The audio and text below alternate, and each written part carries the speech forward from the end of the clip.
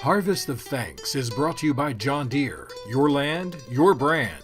Technology, equipment, and support to help you farm better now and generations from now.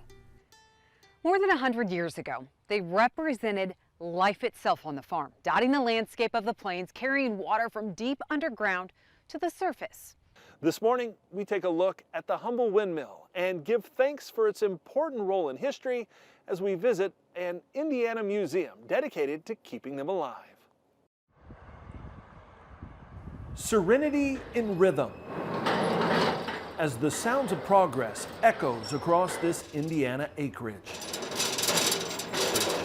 Each windmill a story from generations past. The design hasn't changed much. You've got your fan blade, you've got your gearbox that transforms the wind into mechanical power or force to pump the water, and there really hasn't been a change. The Mid-American Windmill Museum and its spinning displays stand tall in Kendallville, once a hotbed for mill manufacturers.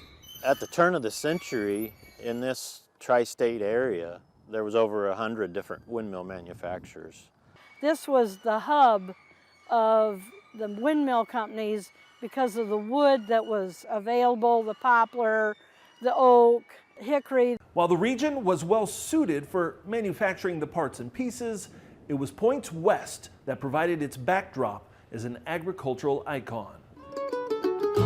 First patented in 1854 by Daniel Halliday, he created a windmill that could automatically turn to face changing wind directions and mechanically self-regulate its own speed. There's a lot of people that understand the mechanics of things if you work on the farm, and he probably had to be involved with agriculture of some sort in those days. As the West expanded and surface water in America's vast arid regions became harder to find, the windmill stood in the gap, a stoic symbol of civilization silhouetted against a painted sky. And when you're out in a 160,000 acre ranch, they're very useful out there, and the only way to get water to the cattle. Windmills also helped drive settlers to new regions as water stations dotted the railroad every 20 to 50 miles in service of thirsty steam-powered locomotives. It's a piece of history this museum is pouring back into the community.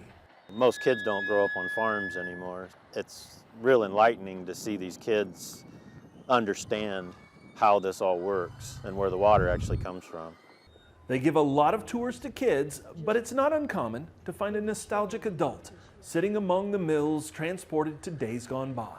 A lot of people enjoy the noises, because you don't hear the noises like that in the cities anymore, right? You hear honking horns in big cities and sirens and so on, and you can come out here and enjoy the serenity of what it might have been like in the late 1800s to early 1900s.